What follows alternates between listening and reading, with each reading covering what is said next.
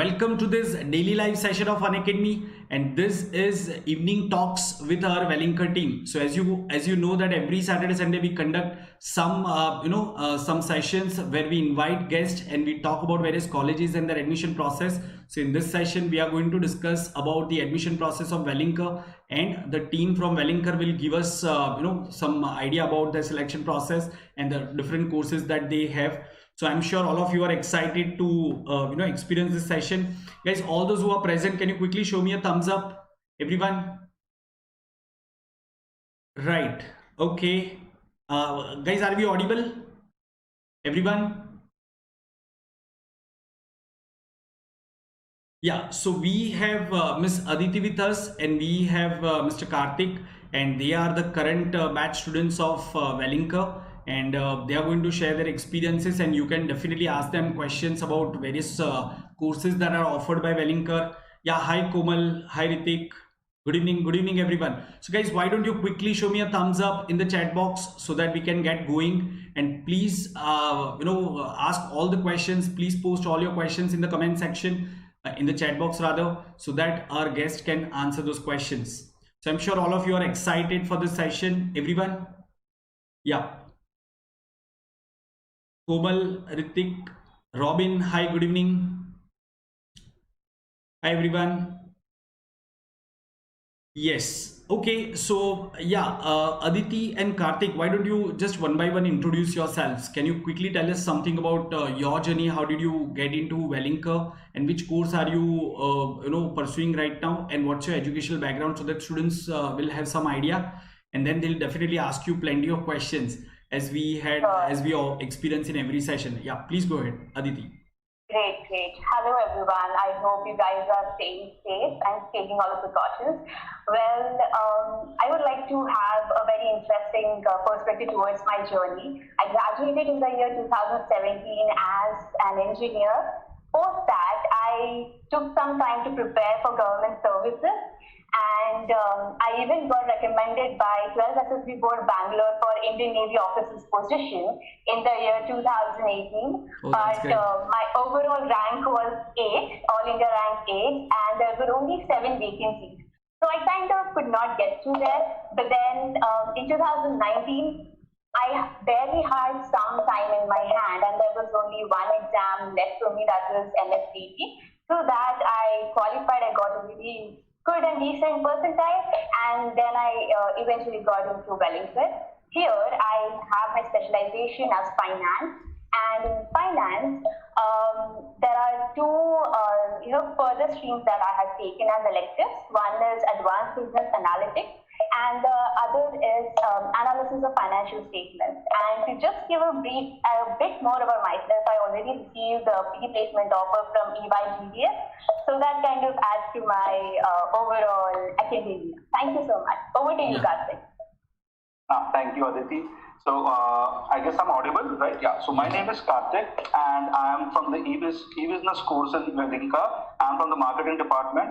About my background, so I am an engineer, IT engineer from Singhagad. I passed in the year 2016, and I have 2 years of work experience at Accenture Solutions Private Limited as the application development analyst there. And after my work experience, I thought of getting into the management sector. I learned more about it through my work experience, and then I got into Welingkar into the e-business course, knowing that I have a background in the IT sector.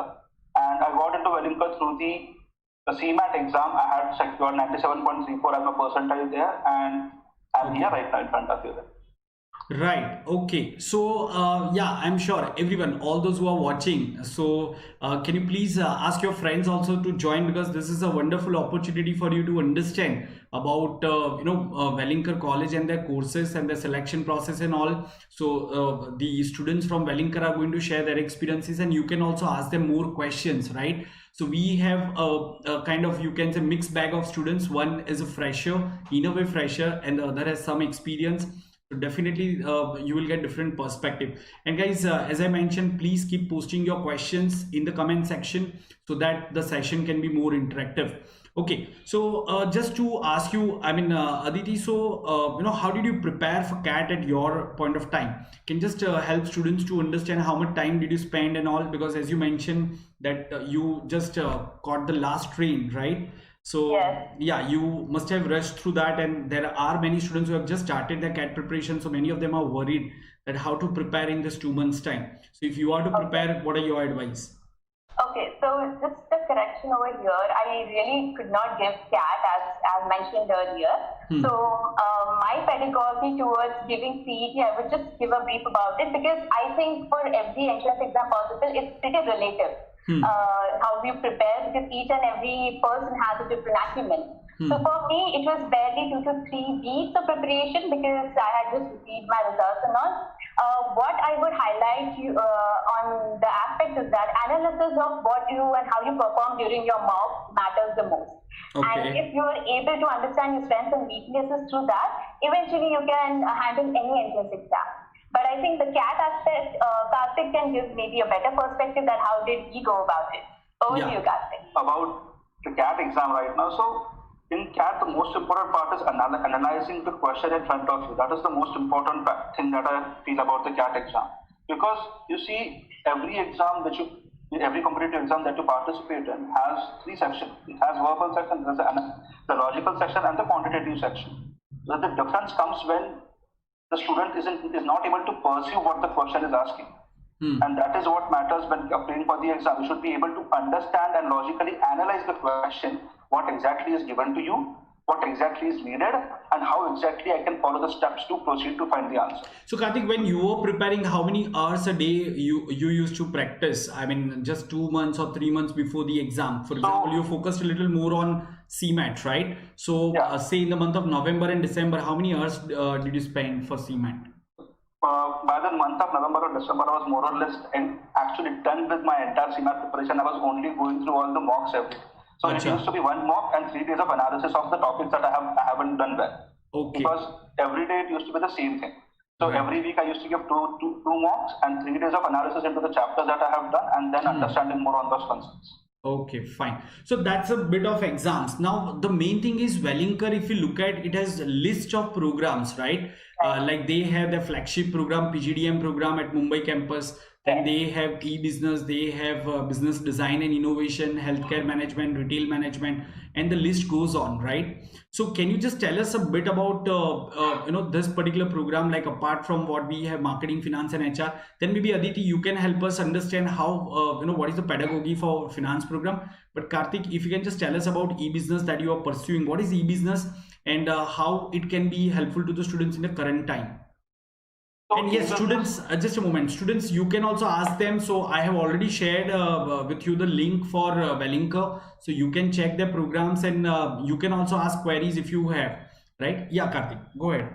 So about the e-business program, now the e-business program focuses on educating students about the digital aspect of business. It's about merging technology with management. How you can find out solutions to the problem by using technology, by implementing technological solutions into it. Now, as a student of e-business, we concentrate more about how exactly I can induce IT solutions into it, how exactly I can use a software or develop a software as per the needs here. So, and I use the word develop a software, it does not mean that I should know coding or anything. It's more about the idea about the technology. You should have the understanding of it, you should know how a solution is created. So that is the entire aura of e-biz. Okay. Which we like to call as e-biz, yeah. Right.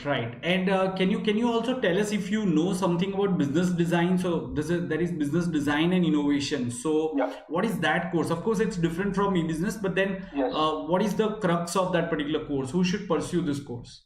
So the entire crux of business design is design thinking. So to understand business design as a course, you need to be well versed with the concept of design thinking. Now, design thinking is like solution creating. You look at something, you know how you want to do that thing better and how you do it. The thinking process that goes behind it is what is design thinking. And to design something accordingly. So it is, sometimes we feel when we discuss about design thinking, it feels absurd to us, but in their minds, it is the solution towards it. And design thinking and the business design as a course entirely concentrates on the one single thing, design thinking to find the solution. It has no differentiating between marketing, finance, or operations. It is majorly focused only into providing solutions and designing solutions. Right. Okay. So Aditi, you got into Welingkar through CET. So I'm sure there must not be any, GDPI. Is it so? No. There was Okay. GDPI process for me as well. I mean, it was more of profile plus GDPI process that we usually have at Welingkar to get into PGDM courses.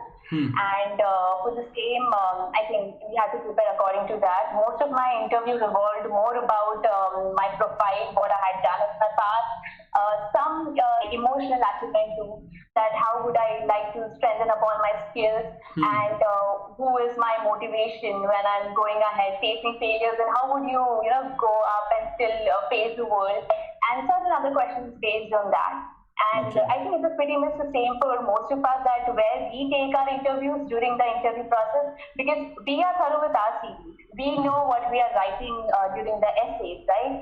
So it's more upon us how we go about it, and where would we want the interviewer to go specifically or ask specific set of questions.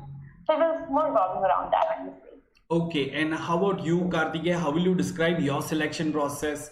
What worked for you?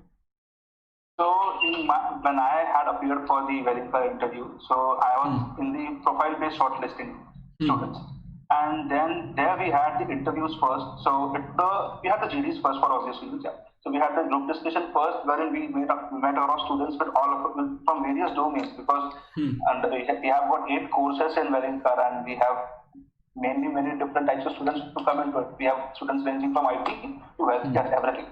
Okay. So in the group discussion, after the group discussion, I had my interview, and my interview was one of the best interviews that I ever had, because because the panel that I had opened up in front of me. They asked me questions about my lifestyle, about my implementation of technology. Now, knowing that I have an IT background and knowing that I'm inclining towards e-business, they asked me more questions about how I think AI will be in the future, what I think is the solutioning of AI in the modern day home, and how we can implement AI in a much more secure and safe way.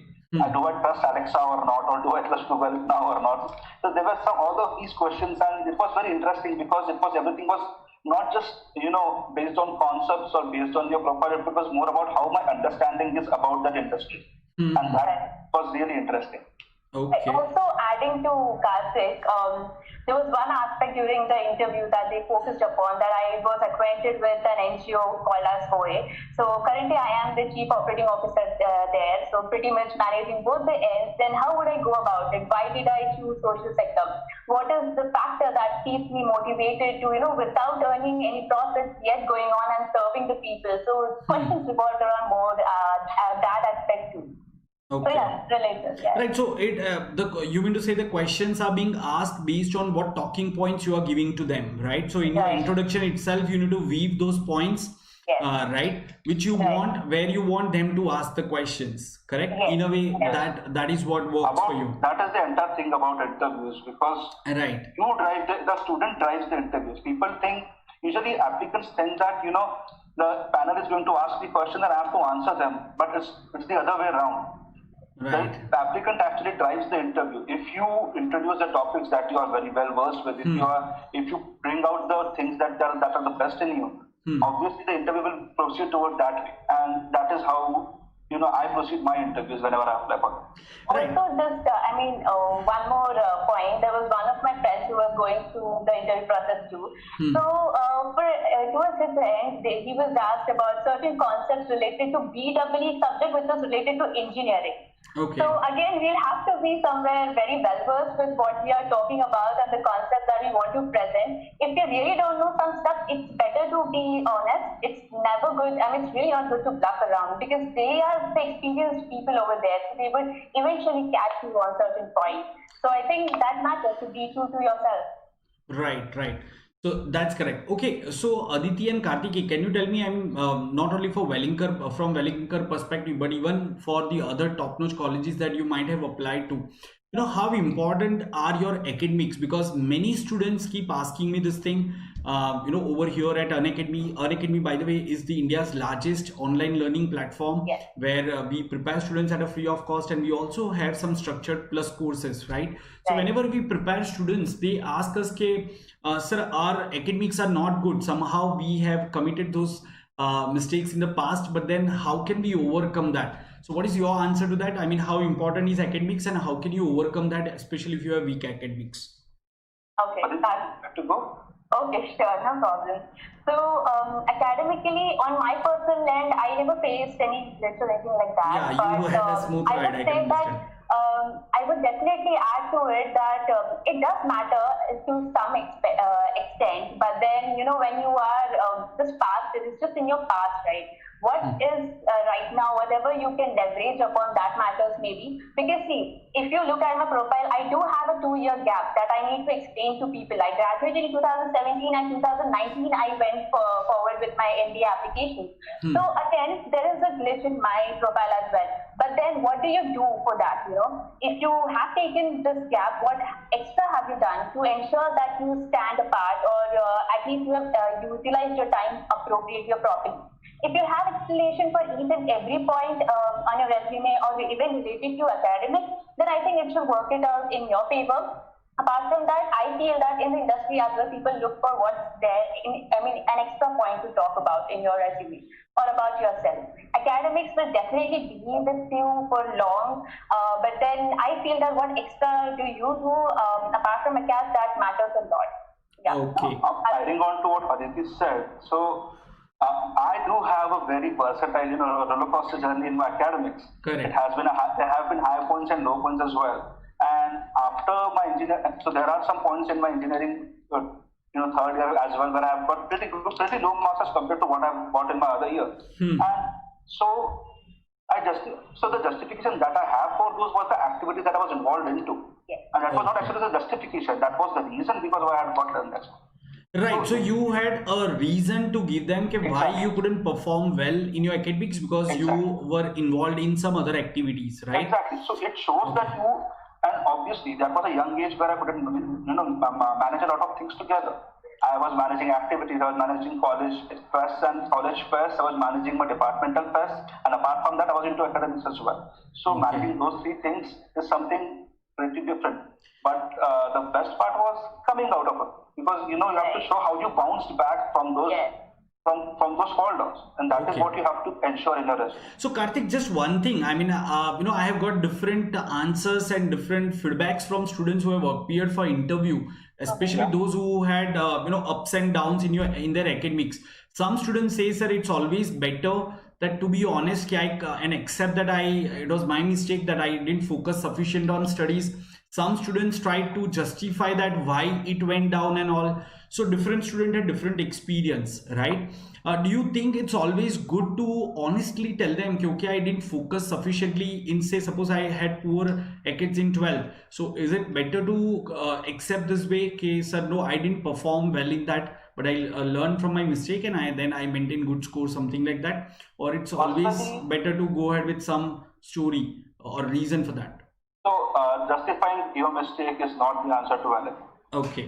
So it's about the story that you have because it is always about owning the mistake that you did, and and more than owning, showing that what you have come to now. Because every time you go down, you'll always have to bounce back some or the other way, and you have to show that bounce exactly in your resume, exactly in your profile. That Correct. okay, so I have fallen down to this level, but now I have bounced back here, and now I'm sitting in front of you to give this interview.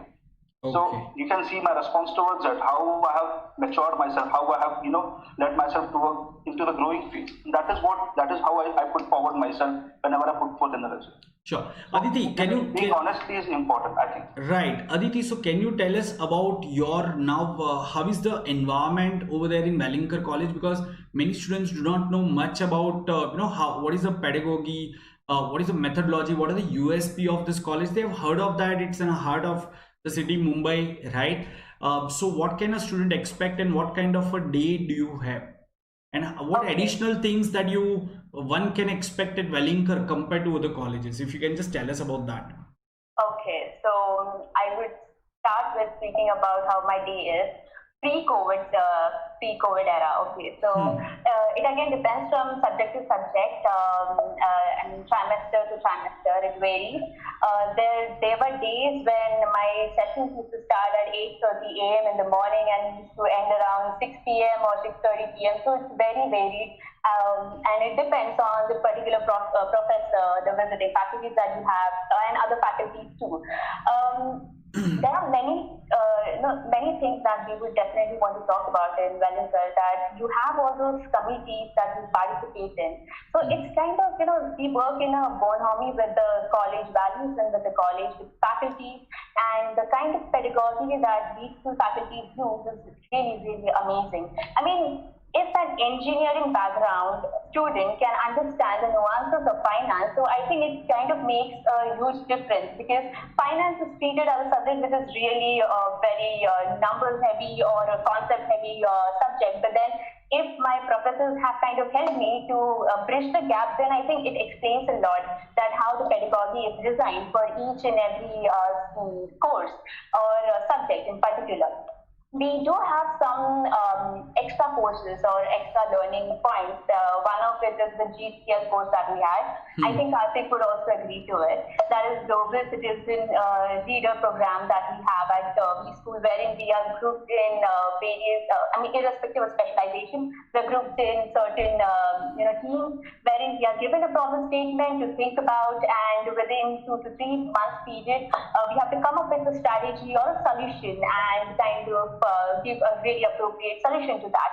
So this is one of the aspects of what students can look into to have a very holistic perspective towards problem solving, because irrespective of what you do in future, as managers as well, you are supposed to find solutions to problems that exist in your department. So it gives you a perspective that matters a lot. Again, there is a dedicated team which looks into competitions and how we go about it. We have a really great spectrum of students participating in competitions, winning the competitions as well, irrespective of being it corporate competitions or college, inter-college competitions.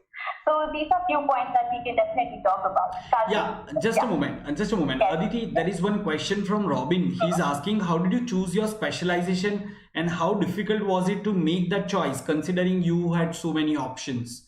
So how did you choose your specialization? Why finance? Why not marketing or HR?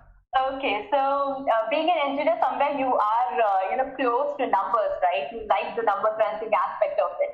And apart from that, I had a really good knack of math overall as a subject too. So finance eventually became one of the choices. I was confused between two, that is finance and operations, to consider as a specialization. But I participated in a competition called as the Young Tech Profession of the Year, organized by EY, and eventually ended up being one of the national finalists, where I also got my summer internship with them working in taxation. Now, if you see, taxation and finance is somewhere related, right? And you would definitely want to know more about it, because being in taxation domain, having your internship in taxation domain, you would definitely want to know what the book values are talking to you or speaking to you, what the ratios are all about. And hence, somewhere I kind of could make my decision that it's better that I take finance and understand how things are. And overall, if we see overall, according to my perspective, that business these days revolve more around numbers and how you analyze the numbers. So if you know where you want to end up, maybe where you can see yourself in 5 to 10 years down the line, definitely that would help you making a good choice for your specialization. So I think that is for me, Yeah, Karthikeya, why did you choose e-business and any specific reason? So basically, how did you choose specialization among all the available specialization? You would have gone for marketing, finance, some other specialization. Why particularly e-business? So I am a person of very varied interests. I have got interest in each and every field. When I had applied, I was asked the same question, that you have opted for 5 different options. Are you not sure what you want to enter into? I was pretty dominant about the fact that I wanted into e-business, because I'm an IT engineer. I had an experience. I had 2 years of experience at Accenture. So I was pretty much confident about my chances at e-business and how that education, the curriculum at e-business will make an impact on my profile. Okay. So going forward, that was my entire agenda towards choosing the specialization of e-business was to know exactly what kind of person I am and what I am looking into from my education. So if you are not sure about what you want, then the choice is pretty hard. But if you are thorough about the fact that okay, this is a field that I'm interested in, and this is some these are some topics, or these are some concepts that I'm interested into, and maybe I should look into those, or maybe this is an industry which attracts me. Accordingly, you should choose your specialization is what I would suggest. And about marketing, I always wanted to be a good speaker, and I always wanted to sell things and be presentable, present myself, and present myself in front of the company, and that is why somewhere or the other that knack for marketing got into me, and I applied for marketing. Okay, fine, guys. So before we go ahead, I just want to tell our viewers something about Unacademy. There are many students who are coming over here for the first time, guys. So just to quickly tell you, I mean, we conduct daily free sessions on YouTube as well as on our app. So what you can do is you can quickly download our Unacademy learning app. You can go to Play Store or App Store. Please download this app, and then once you have installed that, then the first thing that you'll have to do is you will have to select your goal. So you can select your goal as CAT, and once you have selected that, then you can click on special classes. Special classes are the free classes that you can attend on Unacademy learning app. And once you have selected that, do not forget to follow my profile. So you can search me under the profile, and you can search me by the name Ronak Shah, and then you can click follow button. So whenever I conduct free sessions, I conduct everyday free sessions on this Unacademy learning app. So you'll be able to attend all my sessions. In fact, today we are also going to conduct a live quiz towards the end of the session. So for all those who are new to this Unacademy learning platform, what you can do is in next 15-20 minutes, you can make sure that you have downloaded the app and you are ready with this quiz part, and then I'll give you a code. So only when I give you the code, you will be able to take the quiz, right? So please make sure that all of you have downloaded that, right? So yeah, I would coming like back to this one, Unacademy for my education as well, because there are a lot of questions and videos that I actually refer Unacademy for. Okay. This is a good platform for me to actually thank Unacademy for the knowledge that they have given me as well. During my right, Unacademy is actually redefining the entrance exam preparation and competitive exam preparation. I mean, you have almost 24/7 sessions going on, right? And you have both the options. I mean, you can start learning free, you can choose your educator, and then you can just go for plus course and you can have more sessions from that educator, right? Like normally we used to have, I mean, students used to have the classroom coaching where you have joined one particular batch as XYZ center, and then whether you like it or not, you will have to just follow that faculty. Very rarely you used to put request, okay, I want to change the batch. But here you have option of choosing from about 20 to 30 just quant educators, and you can learn from them, right? I'm just one of them, by the way. Okay, so we have some more questions coming up. So basically knowledge, knowing your strengths is the keys to choose specialization. Absolutely. Yeah, Robin. So as Aditi also mentioned that she had that engineering background and she had that neck for finance, or Karthike mentioned that he had that IT background. So definitely somewhere he had a bit more understanding to the e-business, and that's why he went for that. But otherwise, you can also do your homework and you can know about different specializations which you may think will fit your personality best. So you can definitely choose something beyond your domain. So let's take up that particular question, guys. What happens? I'm sure you might have seen students or your friends around you who are engineer, who is a mechanical engineer taking something like HR or something. So how do they relate? What is their thought process? What kind of questions are they asked? In the interview, suppose if I mention that I'm an engineer, I want to go for HR. So what kind of questions would come, or what kind of answers are they providing? So this is the best part about Welingkar as an institute. It gives you the opportunity to choose what you want. Students only choose the specialization of e-business or code or retail or rural. But choosing whether you want marketing or finance or HR or operations is left up to the students. And this way students, they get, and in fact, students have to choose this during the end of their first year. And so in the entire duration of 1 year of education, they get to understand a lot about the courses that they are learning.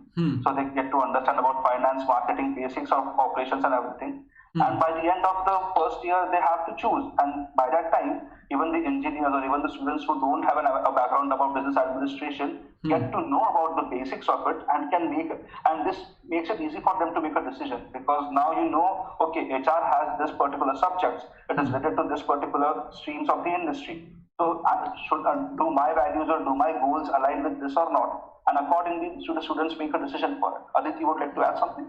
Yes, so it again depends on many things. That initially, once we are into the interviewing process to get into Welingkar as well, you have certain mindset, right? That you would like to see yourself in marketing and all. There were many of my friends who had just changed their specializations just after seeing that what goes into through their various trimester courses. Once you start understanding what is the structure of the course, if you are really a good fit for the course or not, it's more on how well you're aware of yourself and kind of if you have that ability to self-retrospect, I think that matters a lot and eventually you end up being where you want.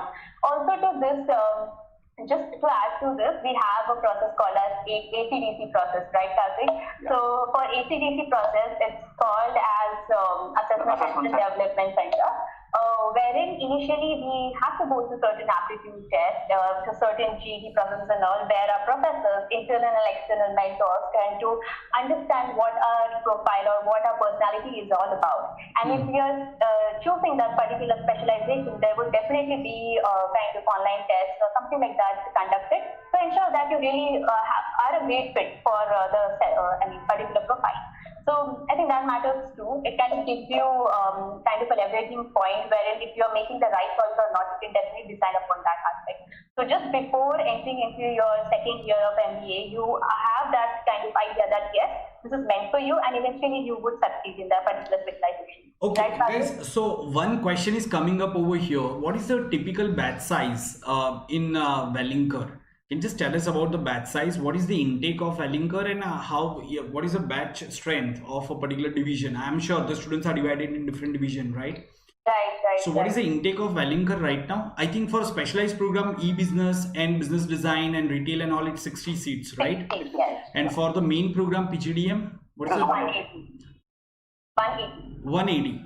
Yes. Okay, and do you have the typical 60 car division kind of thing? Each division has 60 students. Yes. Yeah, so that's a standard strength, right? Okay, right, so fine. We have many students over here: Komal, Ritvik, Avinash, Robin, Saurav, and others. Guys, why don't you just post your question? I'm sure you want to ask many things to the students who have gone through this complete process, not only preparation but getting into a B school. So I can see only Robin is excited about asking some questions. I'm sure many other students have many questions. They keep asking me in the class. I don't know why they are not opening up right now. So everyone, whatever queries you have, you can feel free to ask them and they'll address it, right? This session is for you. As you understand, Unacademy organizes all the sessions as per the learning needs of the learners, right? You are the learner here. Okay. Yes. So guys, please feel free to ask the question so that we can our guest can address them, right? Okay, yeah. So there is something that they want to also understand apart from this, like so what is the teaching methodology over there? What can one expect during the session? Anything unique that you want to mention, or anything that you have not seen or heard before? Something that you would like to mention over here as far as the teaching methodology is concerned? Okay, so I would like to talk about teaching finances perspective. So we have this kind of, for some subjects we have case study methodology used, wherein you will have to be thorough with the case studies that are given to you prior, and then during the lectures, based on the concepts that have been already taught to you, you will have to use it to understand and answer to the questions that are mentioned in the case study. So I think this is for finance overall. Can you Aditi, can you just elaborate on case study? For example, I understand case study, but then you are a student, right? Can you just explain to the audience, because students may face case study even during the selection process. So what is a case study and what is the approach for that? And then maybe Karthik, you can also add some points that if they come across some case study based selection process, so how can they tackle that? Yeah, Aditi. Okay, so case studies are basically, a wordy document that is what I would say, wherein either those are based on live projects or about certain companies who have implemented maybe certain strategies in the past, but how did they go about it? Either they might have failed upon implementing those strategies, or they might have as well been very successful using whatever we learned during the lectures, the theoretical aspects and all. So case study is basically a holistic perspective about these things. But how will we go about case studies is reading between the lines, understanding what the case study is actually talking to you or speaking to you while you are reading. It's always better. I mean, what I follow is I always try to note down all the important points mentioned in the case study and then try to approach each question properly. Sometimes it happens that just going through once, it does not, really get into your mind. So you have to go through it time and again. but then giving proper, time to understand that what is the case study actually talking to you. Again, reading between the lines would definitely help you out. I think Asim can add to it. Yeah. So, like, there is no particular, right or wrong approach towards towards case study solving. It's always about, you have to learn every time. It's a step process. So it's like you read it the first time, you will find some things, and you will find the solution. It will not be worth it. The next time you appear for a new case study, you will try to read more about it. You will try to know more about it, analyze it much better. You will try to find, as Aditi said, reading between the lines. You would read more about it, you would analyze more about it, you will try to find patterns about the first paragraph and maybe the last paragraph or something. And that is how you entirely solve a case study. That there is no specific approach towards it, but it's more of a trial and error method to it. Okay, some students are already Karthikeya, here one question is coming. So we have Aki with us. Aki has posted one question: how important it is to have work experience or work exposure before we go ahead with MBA? How important it is? Do you think work experience helps, or it's better to go ahead with continuous education, that you complete your engineering and then get into a B school? What's your perspective, if you now look at things in hindsight? It's more about the personal choice of the student. As a student, I used to feel that I should have work experience before joining MBA. But when I interacted with a lot of freshers here, even that made sense to me, because they were like, I already have the knowledge that I have. MBA will probably give me a platform to apply the knowledge that I have through my bachelor's and from my master's. And through this, I will maybe go ahead and implement in the industry.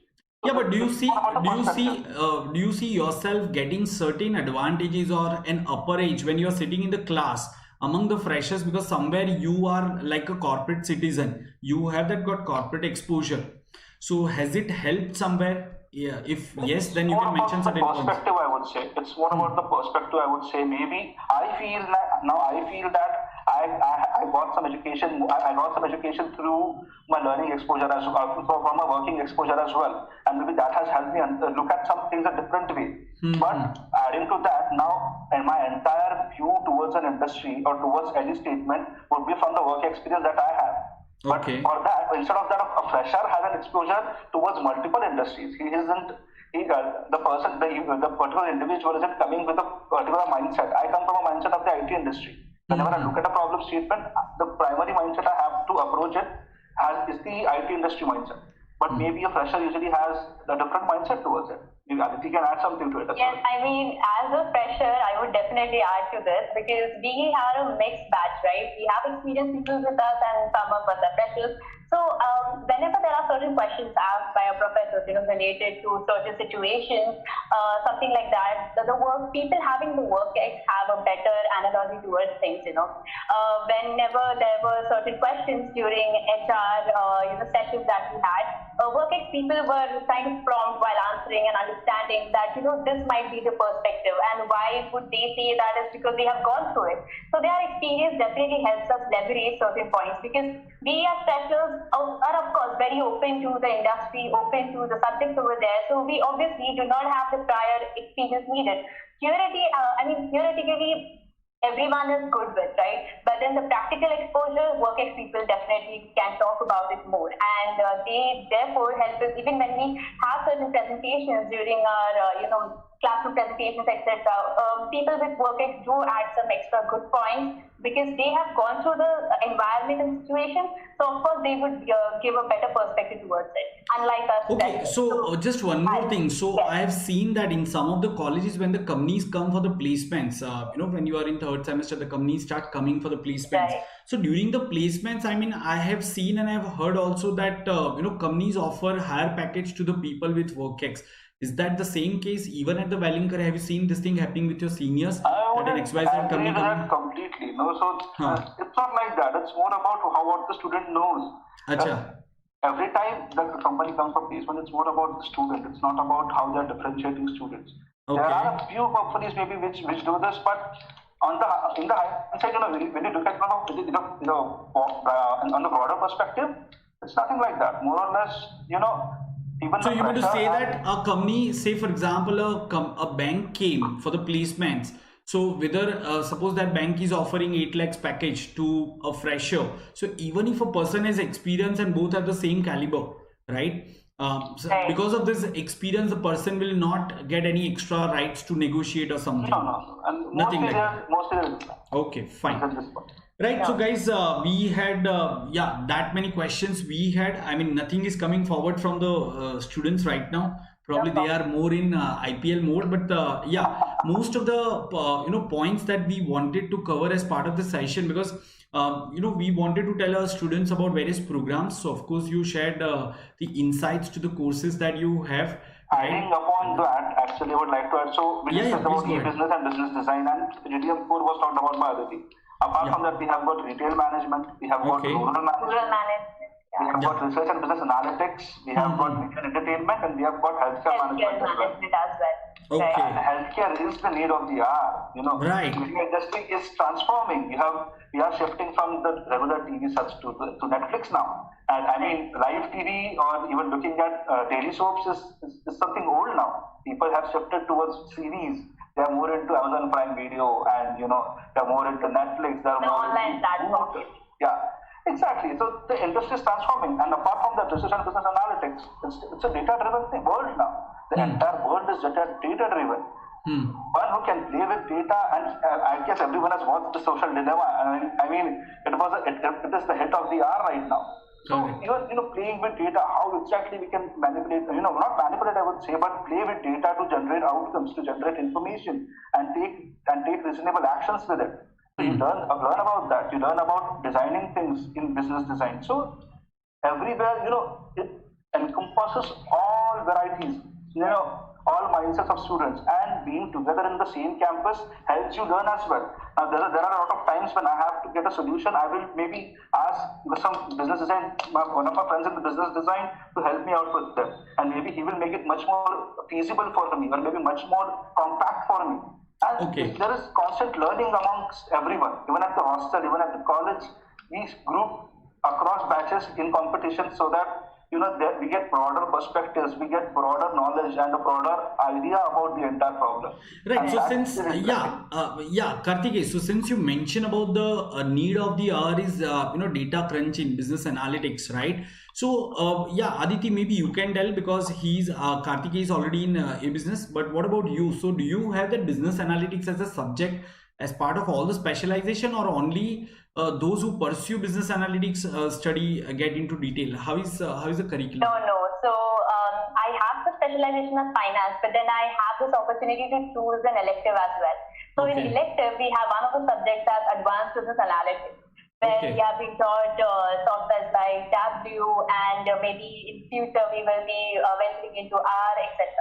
So I think business analytics matters a lot. There is again a special screening process for the same. It's just a batch size of 15 to 20 students. So it's a very comparatively smaller batch size, wherein you kind of get the kind of attention or concentration during the lectures that you need. And eventually it does help you, because that's kind of the need of the hour, as Karthik mentioned. If you are good with analyzing the data that's given to you, then eventually you will be fit for any company, irrespective of what domain you will be, maybe in consulting or in taxation, finances, related, any subject, even in marketing. So I think it matters a lot that how you go about it. And as you mentioned, so it's like Welingkar doesn't differentiate data, knowledge about data analytics into branches. So every course has this one basic subject about data analytics, and apart from that, we have sessions into emerging technology as well. So there's an Emertech session there's a group of sessions which is called the Emertech sessions, and where the students are briefed about how we can use VR, AR into business, how we use business analytics, Python, big data analytics as well. We have got chatbot development as well for some of the classes as well. So it's about introducing to the concepts, introducing the technologies and the concepts to the students, where the students get to develop them, understand what they are on a basic level, and they can further, choose into the specialization whether they want to pursue it or not. Okay, so guys, before I wind up, I mean, one thing that is coming to my mind, because many students, when I ask them, Chacha, what do you want to do 5 years down the line, or forget about 10 years, even 5 years down the line, nowadays almost 50% students answer, what should be the answer? What would be the answer? Any guesses? What do you want to do 5 years Maybe down? they would want to start their own business. Yes, they want to start their own business, right? So can you tell me how do you think, I mean, what's your perspective that how this knowledge of MBA is going to be helpful when you start your entrepreneurship journey? I mean, you doing your business without MBA and with MBA, what is the difference? I would, concatenate MBA into just two words. One is networking, the other one is application. Okay, Concept perfect. learning is something which you do everywhere. You enroll into any course, you learn some concepts, but applying it is what MBA teaches you. And apart from that, networking with people is what MBA teaches you. How to communicate yourself, how to communicate with people, how to listen to them, and how to answer their questions. So this is what MBA teaches you. And this is the entire process which is needed to run a business as well. Because what in business, you listen to the demands of the customers, you listen to what the industry needs, and you supply it to them. So this is the basic crux in how you can easily define a business. And apart from that, you need networking, because if you want to sell something, if you want to present your solution in front of the world, you need to have the idea how to connect with people to sell it to them. And that is entirely networking. So application of the concepts and networking is how I would, I think what would suffice for a business to succeed, and MBA education at Welingkar has taught us that. Because we do have sessions on entrepreneurship as well. I chose consulting. I didn't enroll for entrepreneurship, but my friends are in the entrepreneurship course, and they are learning this. They are developing solutions for their own, small companies in their local scale right now as well. Even in the time of pandemic, they are developing stuff. They are developing solutions so that they can start their own business. So we have got an opportunity that way, and this pandemic has shown people what their potential is. Okay, Aditi. So, sorry, Kartiki, Aditi. Yeah, what's your perspective? I mean, do you have any plans to start your own business or NGO or something in future? Well, I am already acquainted with one of my NGOs and would definitely like to serve the country or work for the society in some way possible. That's my goal for really, I don't know for how long, but then yes, I see myself in that field. But then, so how is it going to be helpful? MBA knowledge, MBA, this education? So, I would like to add to what Karthik said. I mean, the MBA environment gives you an opportunity to, in fact, understand certain business-related terms as well. I mean, when you enter into businesses, you would want to know that what your financials would be talking to you in future. You might want to start, your own venture, but then you would also have to see what the longevity is of your business. You cannot just go having an idea without any perspective or without any thorough analysis. That is what MBA gives you, to understand terms like operating margins, revenue, cost, etc., and kind of help you leverage upon those concepts and then come up with better business ideas, for the future. Because there was one instance that one of my juniors at my engineering college, he mentioned this one aspect. He started his own company for cyber security, and right now he is earning really good, and he is a self-employed person. So how did he mention in one of the posts on LinkedIn was that he started to learn about businesses well before entering into engineering. Okay, so eventually he had to go through the same cycle as we are going through right now. You would, before starting any venture, you would definitely have to go through certain concepts and have a particular understanding about the business, the sector that you want to venture into, and certain other aspects as well. And to that, MBA kind of helps you leverage all that, adds all those values, and then gives you the aspect of networking as well, wherein being in a classroom where you get different perspectives from different people. So in future, when you are going to own a business, you would definitely know how to treat a person, how to understand and how to strategize your business well, or how to have different departments with different skills, people with different skills in that particular department, and how do you communicate with people. So I think it depends. It's very relative. Eventually, you would have to learn the concept. So why not getting into MBA and then understand what's there? MBA education is not like just it's not like there's no levels to it. It's not like you learn 1, 2, 3, 4 today, then you will enter into multiple digit numbers. You are taught about these concepts. You get the A, B, C, D, E, F, G up to the Z. But forming the words from that alphabet is up to the student. And MBA teaches you those concepts of A to Z. but forming the Right. So correct Karthikeya, word is what let me elimination. ask you one pointed question, and you can try to be as black and white while answering as possible. The question is, because this is though may sound in a hypothetical question, but then it's a very practical question. So there is a student who is after his engineering he got a decent job, and he has 2 years of work experience, and he's earning about 10 lakhs per annum. Okay. He scored 85, 90 percentile, because with work he was not finding sufficient time, but ultimately he could score 90 percentile, and he's getting a college to pursue MBA, where average package is around 10 to 12 lakhs. So is it worth going for that MBA program, because he is going to get almost similar package after 2 years in a way, plus he'll have to shell out about 15 to 18 lakhs to pursue MBA, and he'll be losing on his salary. So what is your view on this if I you are to think make it's the decision? future value of money. You're Yeah. investing the money right now, and there's a better future value of it, because now you have MBA. Even though you have invested some 15 lakhs into education right now, 10, 15 lakhs, the future value is much better, because now 2 years down the line, I will be as an engineering graduate or as a whatever graduate the particular individual is, he's going to have only knowledge about this particular domain and maybe the industry knowledge of the industry he's operating into. But MBA gives you an overall perspective. It widens your horizon. It opens your eyes to look into not just your industry but into other verticals as well. And that is what I think is, if we look into the ROI just about in 2 years, there is no point in looking at it, because the ROI generates over the years. It's not just a 2 year thing. It's a 5 year, 10 year, 30 year thing, wherein this business acumen that you have garnered from this education at Welingkar is going to help you a lot in the future. Fine, Karthikeya. That's fair yes. enough. If you are happy Yeah, with absolutely. the So yeah, that your answer is yes, and you have justified it nicely. You're talking about long-term ROI in simple words, Exactly. right? Okay. So there is Abdullah Sayyed. He's asking about this finance infrastructure program. So do you have this kind of finance infrastructure program?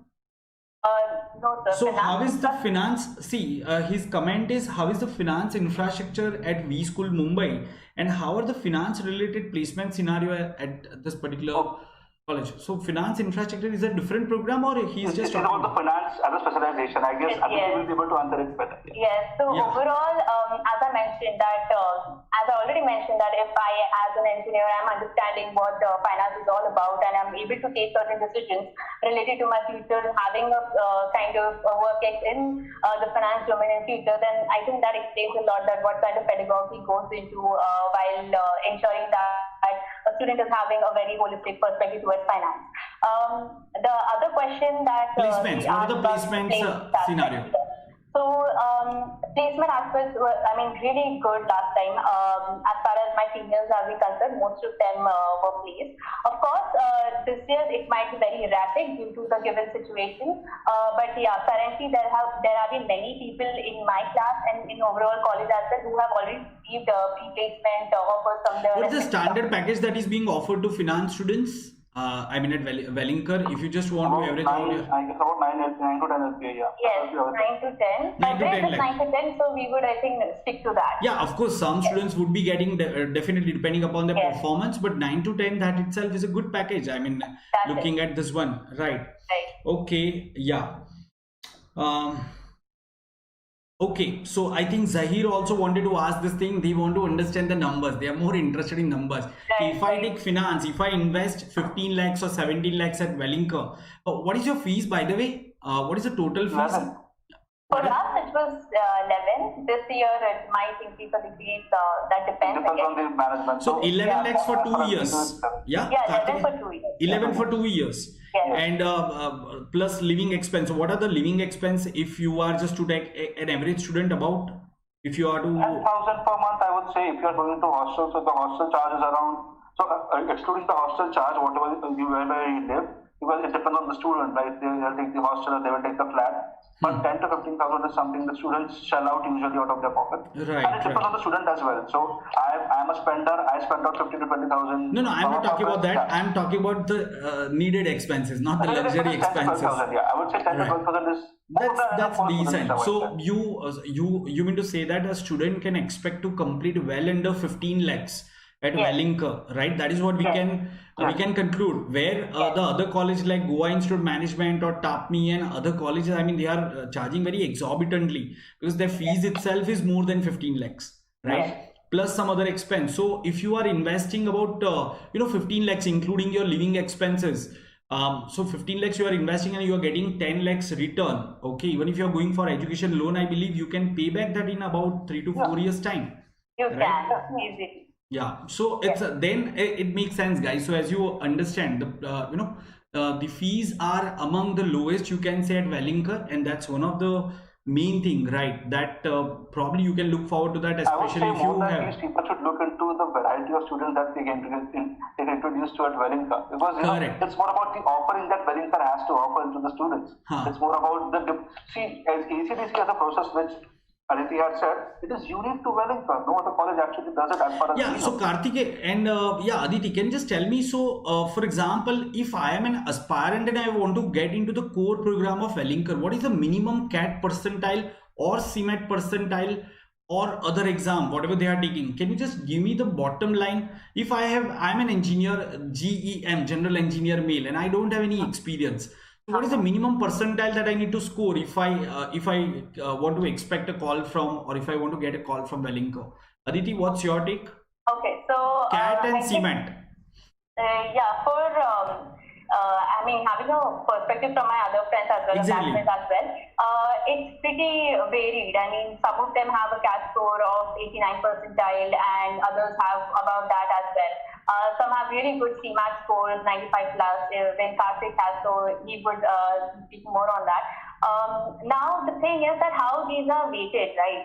So 35% percentage is given to the scores that you have, and rest 65% entirely varies on the profile that you have, the GDPI, how you go about it. So I think it's overall perspective that you would have. If you're really low on scores, then you can leverage those for 5 years. No, so you mean to say that, Aditi, whosoever applies to Welingkar will be called for the interview? Is it something like that? So there must be some shortlisting that is happening. So I'm asking for that score. What is that CAT score and what is that CMAT score? Okay, for I think for CET, as far as I remember, CET we are not talking about because CET is gone. We are talking about PGDM. CAT, I would say it was about 85-90. I would say usually that's the range, because you see people across all domains apply to it. Correct. So there are students who have secured 89 percentile but have gotten Welingkar admission, but there are students who have got a 95 who didn't get it because they were not able to justify their 95 there. No, so I'm not talking. And by justify 95, I would say they're interested. No. Karthik, what Ankit is trying to ask is that what will be the minimum, benchmark for that? I mean, whether I'm making it to Welingkar or not, that's a different thing. But then I should not be wasting my form fees. I would say that it would be varying around 75 to 80 percentile, I would say.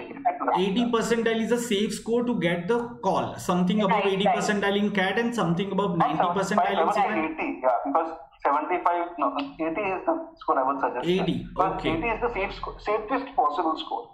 Right. But, if you're lower than that, the chances reduce drastically after that. Okay.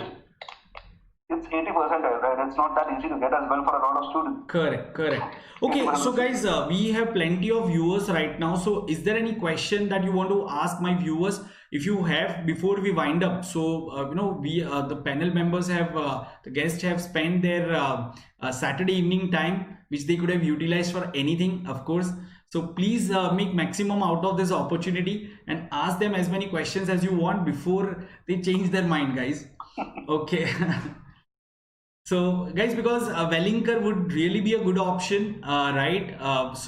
Yeah, you know the pecking order. I'm sure you are targeting very high, so you can start from there. But then, rather than going to some other colleges, it's always good to be somewhere in Mumbai in one of the old reputed colleges, right? So yeah, do you have any specific question, everyone? Okay, so guys, just before we wind up, so just want to tell you quickly about this thing. Yeah, Abdullah is still asking, how has V-School changed you? How has V-School changed you? That is what they are asking, Karthike. But before that, I just want to tell you, Abdullah, if you're new to this, make sure that you have downloaded this Unacademy learning app. And yeah, quiz if time permits, so we'll go ahead with the quiz. Otherwise, you can stay connected with me on Unacademy Learning App, you can find me by the name Ronak Shah, and you can attend my daily live sessions over there. From Monday to Saturday, I conduct sessions over there for quant and LRDI both, right? So please attend my sessions, guys. And yeah, once you have downloaded Unacademy Learning App, once you go to special classes, over there under the plus classes, you will see this test option. So we conduct daily test over there. So please join us for that, and you will have continued learning. So please come forward and attend my special classes. Don't forget tomorrow, do not forget to follow my profile. How can you follow it? So just click on special classes, find me by the name Ronak Shah, and click the follow button. Okay, yeah, coming back to this one, Kartike, or Aditi, yeah, how has V-School changed you? That's the question. If you are to just highlight three things, so Aditi, starting with you, what are the three changes that you see compare over the period of last 1 year? Okay, so there were already a lot of talking points on my resume, but then V-School gave me an opportunity to go about competitions, have a perspective towards case studies. It also gave me an opportunity to go to Harvard University for one of the conferences that's held, that is Fair conference, every year that's held. So it kind of gave me that platform too. So you visited Harvard, US? Yes, US. I went there. That's yes. great, guys. I also got an opportunity to have an exposure to their lectures as well. So it's pretty good. It's great. So yeah, I would say the opportunities that you get at V-School, again, it depends on you as well, how you leverage those opportunities that you have. The professors at V-School are very supportive. The entire management are very supportive about you, because last year there was a lot of time that I was just outside the campus, representing the campus, going for competitions, winning some, losing some, but then I was having this kind of fun, having perspective of case studies, having the knack of or ability to solve cases, and also I developed over time. I think that matters, how you represent yourself at a global platform as well. And if you have reached that level, that you have represented the college on a global platform, I think that sums it all, Even the kind of partnerships or collaborations that V-School has with some with Sweden consulate or something like that, it always gives you an opportunity to go for it, talk about it, to share your perspective, and eventually develop you as an individual and develop you as a more confident individual. I think. Yeah, just 3 points. Kartike, if you can just 1, 2, 3 points before we wind up. Just the 3 first points. one I would say would be the openness to experience, because they have been very open-minded towards what I want to be and what I want to proceed in. And I have got faculties, the Welingkar has got faculties which have helped me in the particular striking domain that I want to operate in.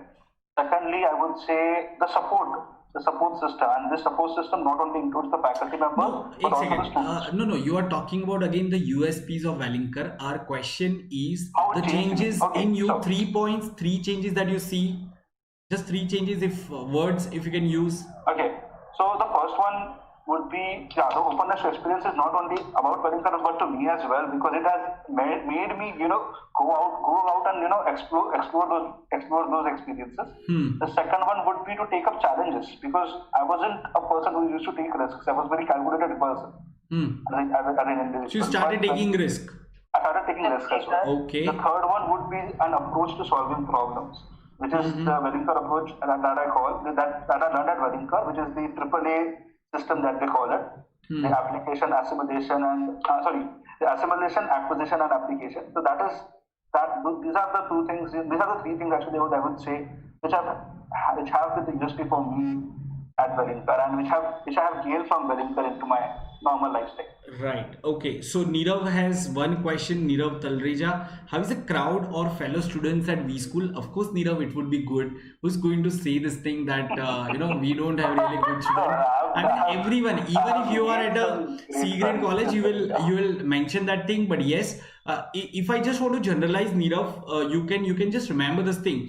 A college, wherever you find students, of course, if the cutoff for that college, for example, if you take IIM, they have almost average CAT percentile. If you look at 95 plus, right, you'll see a different crowd. Above 80 percentile, you will see good students. Whatever college you go, if there is a cutoff of about 80 percentile, you will definitely see good students, right? In general, that can be the yardstick probably you can use. right? So, Of course, more and than the Welingkar marks is defining people, I would say there are actually, because when you go to an interview test, your character is also analyzed there by the interview, in the admission exam, and in the admission interview. So, there are a unique set of people at Welingkar. correct.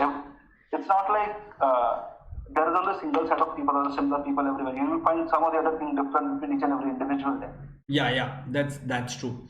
Okay, so yeah, once again, Team Welingkar, thanks for coming here, and I'm sure you would have also enjoyed this interacting with our students, right? We were expecting definitely more than 50 students that usually we have, but we really need to check the IPL schedule before next time we plan a session. I don't know what is that, but yeah, on a serious note, definitely students could have made more out of this session that we are keeping for them on this India's largest learning platform, that is Unacademy, and this channel is CAT4MBA.